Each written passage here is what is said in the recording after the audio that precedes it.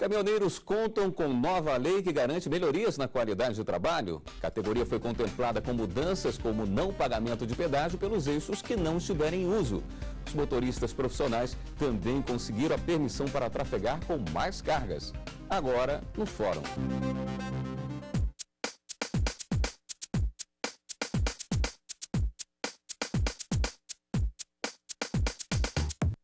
Olá, para tratar das particularidades dessa legislação, estão aqui no estúdio da TV Justiça o presidente da nova Central Sindical de Trabalhadores, José Calixto Ramos, e a advogada trabalhista Renata Vieira.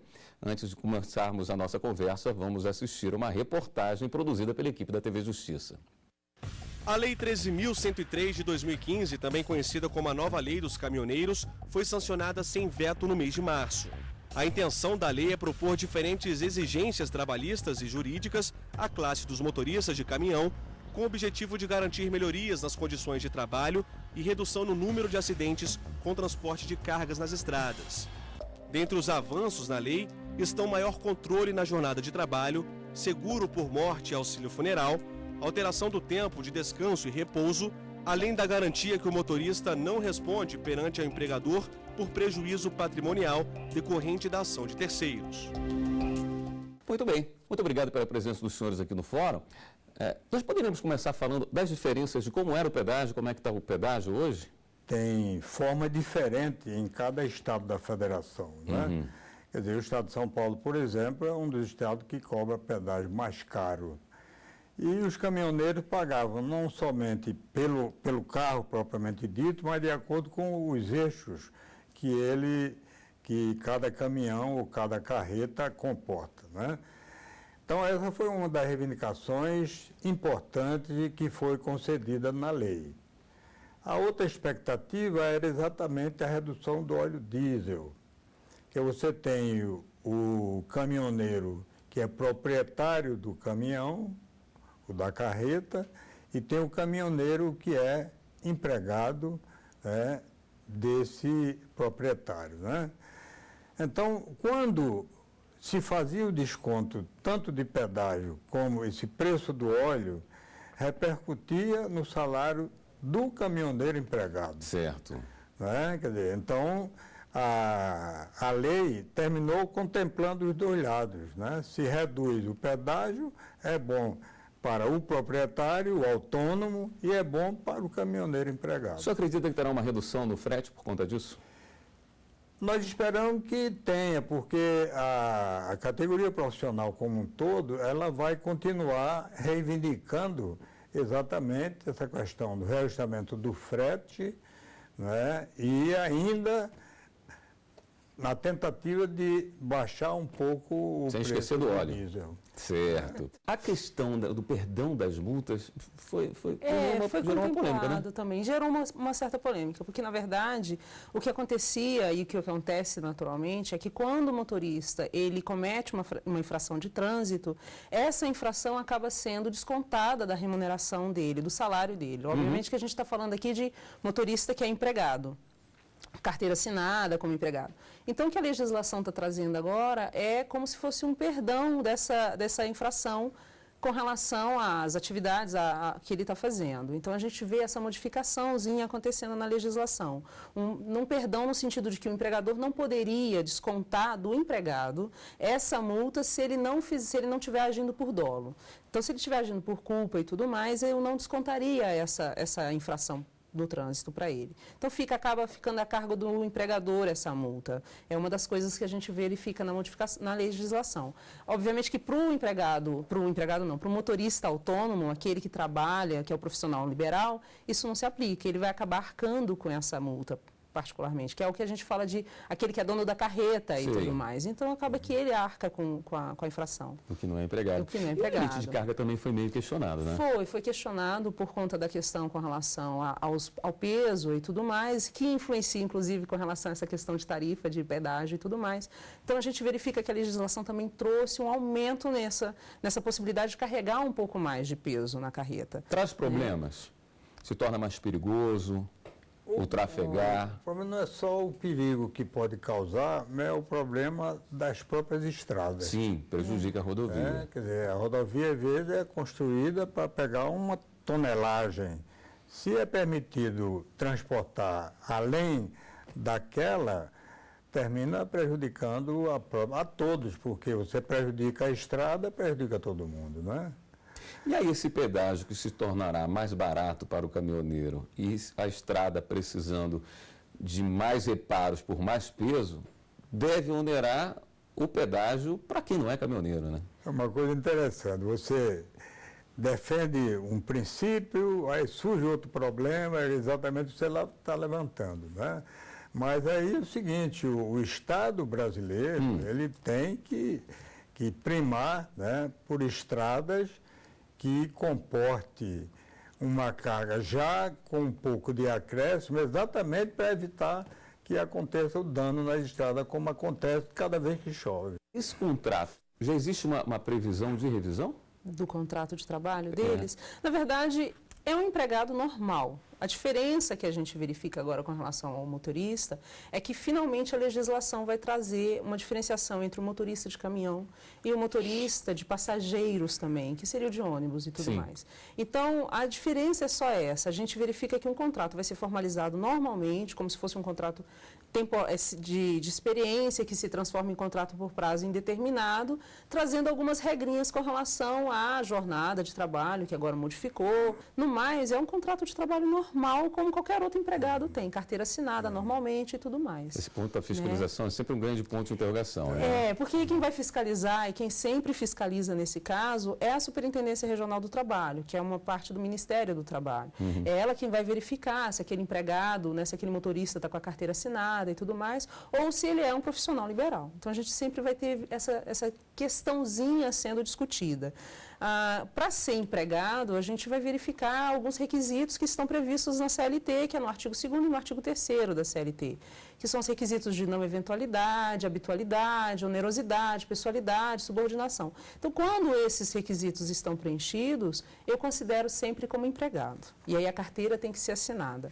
Já o profissional autônomo, eu não tenho todos os requisitos preenchidos. Eu não tenho uma subordinação jurídica, por exemplo. Eu determino como vai ser a prestação de serviço. Então, acaba que a legislação, no que foi alterado com relação à CLT, não vai se aplicar para o profissional liberal, para aquele motorista autônomo. Mas a legislação contemplou algumas coisas para esses autônomos também. Porque, por exemplo, ele não tem a questão com relação à FGTS, que um empregado normal tem. Ele não tem a questão com relação à jornada extraordinária. Porque se eu trabalho autonomamente, eu não tenho uma jornada extraordinária para ganhar. Eu trabalho tanto que eu quero. Já o contrato, o empregado, o motorista empregado, eu vou ter um controle de jornada. E toda vez que ele ultrapassar aquela jornada prevista na legislação, ele vai ser contemplado com o que a gente chama de horas extras, que é aquele 50%. Entendi. Eu gostaria até de puxar um outro detalhe. Pois não. Nós vamos viver com duas leis. A primeira lei, exatamente a 12.619 de 2012, é uma lei que teve uma discussão de cerca de 40 anos para regulamentar a profissão de motorista. Pode ser caminhoneiro, pode ser de passageiro, enfim, todo tipo de motorista. A profissão está regulamentada. A lei não pegou, na verdade, que nós denominamos a lei do descanso. Certo. Essa lei não pegou. O caminhoneiro começou a reivindicar, né, mais alguma coisa fora daquela lei. E alguma coisa conflita, né? Quer dizer, uma lei nova conflitando com uma lei que já existia, que era para regulamentar todo o sistema, né, com relação a relações de trabalho do setor rodoviário, né? Quer dizer, então nós estamos hoje vivendo com duas leis e aí às vezes conflita, né? E muitas vezes até você termina criando uma cisão entre uma categoria profissional e outra, né? Em que pese o caminhoneiro ter alcançado uma grande parte dos seus objetivos. Sei. A senhora acredita que essa lei tenha nascido de uma forma prematura, em cima de um momento de pressão, e talvez por isso Eu acho que foi sim, assim, a bem da verdade é que ele tem razão. A legislação anterior, a de 2012, ela foi questionada, ela foi debatida com um pouco mais de afinco. Essa não, essa a gente vê que foi muito, entre aspas, a toque de caixa, em razão de uma pressão. E em razão disso, a gente verifica realmente algumas incongruências. Por um outro lado, a gente verifica que a legislação nova, ela traz algumas regras com relação ao intervalo entre a jornada que não vinha de uma forma muito clara. Mas existe realmente esse conflito entre essas duas normas agora. Então, assim, aquilo que não foi modificado na CLT vai ser aplicada essa legislação nova ou a legislação antiga. Então, a gente percebe que foi uma pressão que foi feita e não houve um cuidado um pouco mais apurado para verificar onde que a gente deve modificar e o que deve permanecer como está. Então, realmente, acaba que causa um prejuízo em alguns momentos. Na verdade, essa lei anterior já gerava uma série de discussões, já trazia uns questionamentos sobre o tempo de descanso, já tinha uma polêmica já em cima dela. Nós vamos tratar sobre isso no próximo bloco, que vamos para um rápido intervalo e voltamos já com o Fórum. Estamos de volta com o Fórum. No programa de hoje estamos falando sobre a nova lei dos caminhoneiros. Eu gostaria de voltar trazendo uma questão ainda relacionada à fiscalização. Como será feita a fiscalização dos veículos que poderão passar sem peso? Bom, essa fiscalização ela deve ser feita, a meu juízo, não apenas pelo Ministério do Trabalho, né, e Emprego, mas também pelo próprio DR, né, que cuida de parte da regulamentação das estradas e tal, então ele tem responsabilidade sobre isso. Então, a meu juízo, acho que o DR deve entrar também para fiscalizar exatamente a situação dos eixos, do peso, etc. A gente pode pensar numa situação do caminhão estar trafegando com pouco peso, né, uma carga pequena ou uma carga leve, e deveria ter essa fiscalização para que isso não fosse permitido, né? Exatamente. Bom, a lei prevê um item específico que trata dos testes toxicológicos. Nós temos até uma artezinha tratando sobre esse assunto aqui. Vamos acompanhar? A lei prevê que os condutores das categorias C, D e E deverão submeter-se a exames toxicológicos para habilitação e renovação da Carteira Nacional de Habilitação. Os condutores das categorias C, D e E, com Carteira Nacional de Habilitação com validade de 5 anos, deverão fazer o exame no prazo de 2 anos e 6 meses, a contar da data da publicação da lei. E os condutores das categorias C, D e E, com Carteira Nacional de Habilitação com validade de 3 anos, deverão fazer o exame no prazo de 1 ano e 6 meses. Ao motorista é garantido o direito de contraprova e de recurso administrativo no caso de resultado positivo. A reprovação no exame toxicológico terá como consequência a suspensão do direito de dirigir pelo período de 3 meses. Sempre se questiona muito essa questão dos motoristas que por uma pressão, às vezes, dos empregadores, precisam se exceder um pouquinho na carga e no tempo de trabalho, por conta disso acabam utilizando algumas substâncias para se manterem acordados. Ele pode se negar a fazer esse exame? Então, pelo que a gente está vendo da legislação agora, não mais. Porque a legislação foi alterada, trazendo alterações, inclusive na CLT. O exame toxicológico, ele agora é obrigatório. Ele faz parte do exame admissional, inclusive, e do exame periódico. Então, no período que foi colocado na legislação, a gente vai verificar essa utilização desses exames médicos e tudo mais, e é exame sanguíneo, podendo haver uma contraprova. Então, ele pode solicitar uma contraprova e o médico tem que passar o resultado para ele, informando, olha, na contraprova também foi verificado. Então, a gente vai começar a verificar um pouco mais de fiscalização com relação a essa utilização de algum tipo de substância para ficar acordado e tudo mais.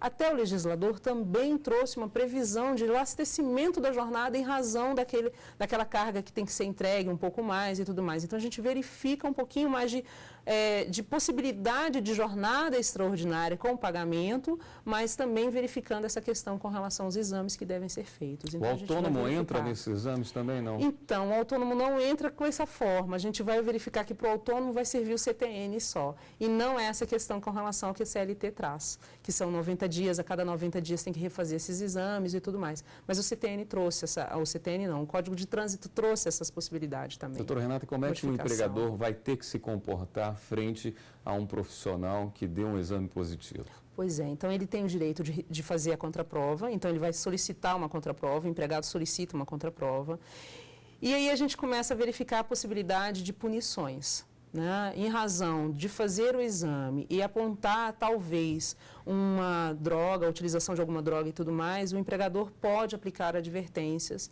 suspensões e, se for o caso, justa causa. Só que a gente vai ter que tomar muito cuidado com relação a isso, porque a própria legislação trabalhista protege contra quando a gente verifica uma situação de dependência química.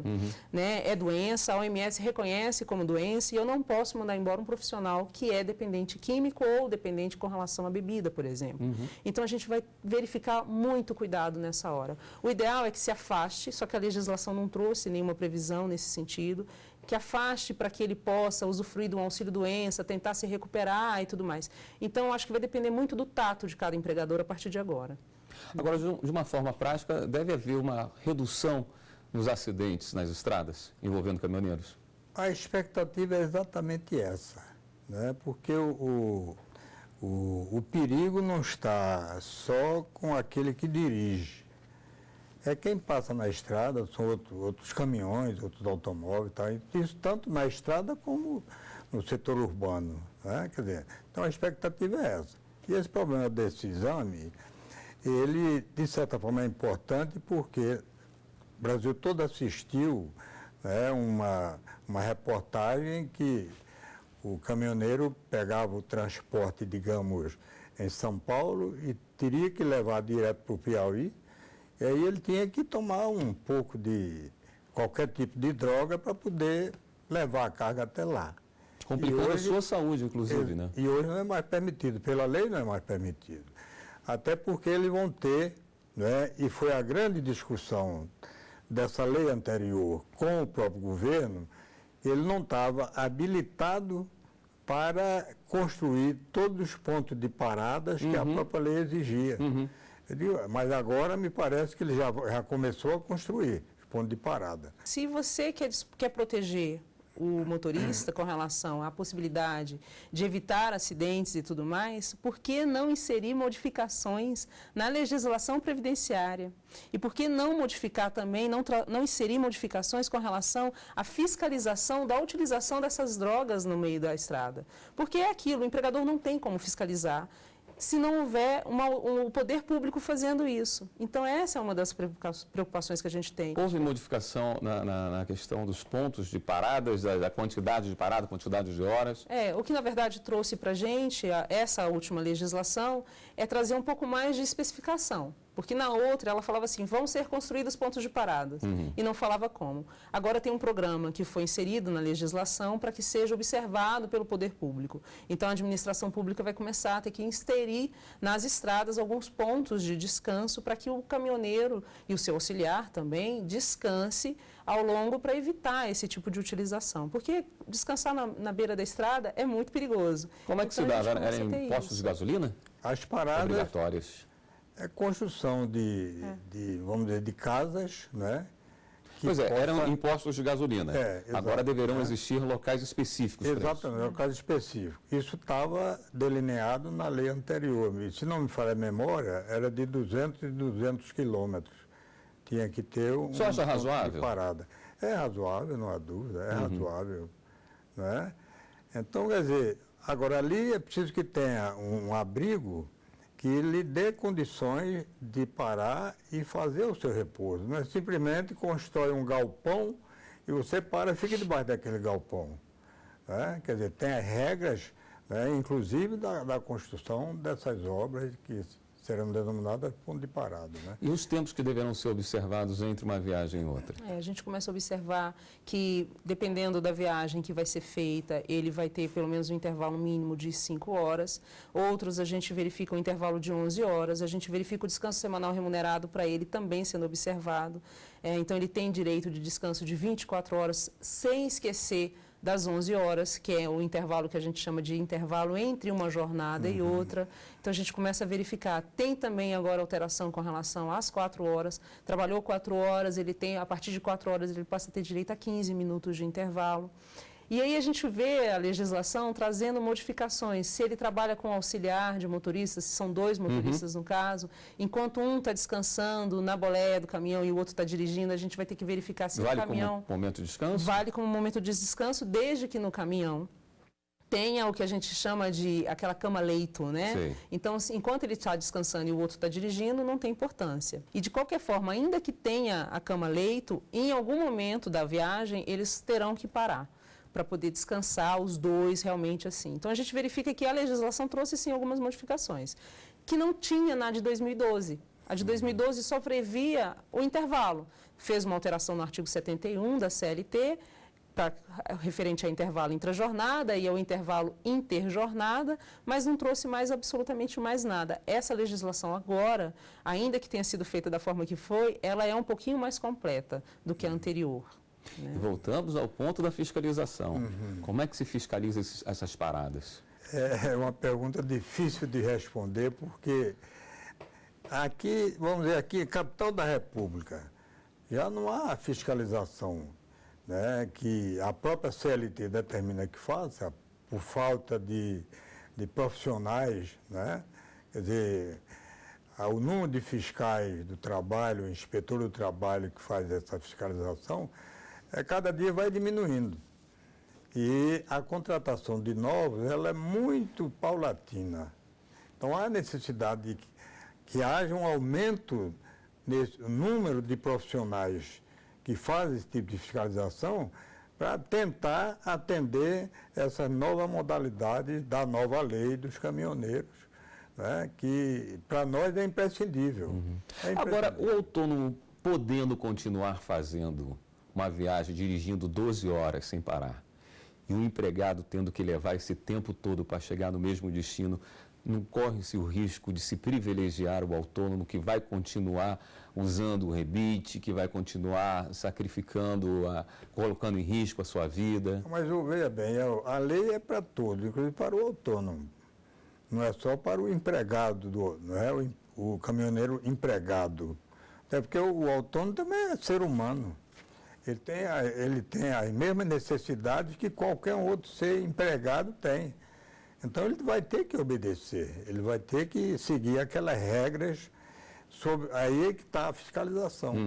Mas eu sou autônomo, não tem problema, a regra é essa. Ser autônomo... Isso é um problema que a gente verifica, bem da verdade é essa. A gente tem que a CLT e a legislação trabalhista, quando aplicada para o empregado, se há o descumprimento de alguma regra da CLT, quem vai ser punido não é o empregado, é o empregador. Então, quando você pergunta como que vai ser feita a fiscalização com relação aos empregados, a gente tem o tacógrafo. Sim. Então, liga o caminhão, desliga o caminhão, a gente vai ter aquilo auferido. E a legislação fala que, inclusive, pode ser utilizado meios eletrônicos, GPS e tudo mais. Sim. E hoje em dia está muito forte esse tipo de fiscalização. Então, e ele é externo. A gente tem que lembrar que o caminhoneiro não é um empregado normal como qualquer um. Ele é um empregado externo. Ninguém tem controle sobre ele. E o controle é feito através do tacógrafo, desde que ele seja somado a ele outros meios, o eletrônico e tudo mais. Então, ele liga o caminhão, na hora do intervalo, quando ele desligar o caminhão, vai lá estar registrado. Na legislação traz que ele tem a responsabilidade quanto às anotações que ele tiver que fazer num livro de registro de navegação e tudo mais. Então, se houver qualquer descumprimento com relação à legislação trabalhista, a Superintendência Regional do Trabalho, assim como o juiz do trabalho, havendo uma reclamação trabalhista, vai aplicar a legislação e vai trazer a punição para o empregador.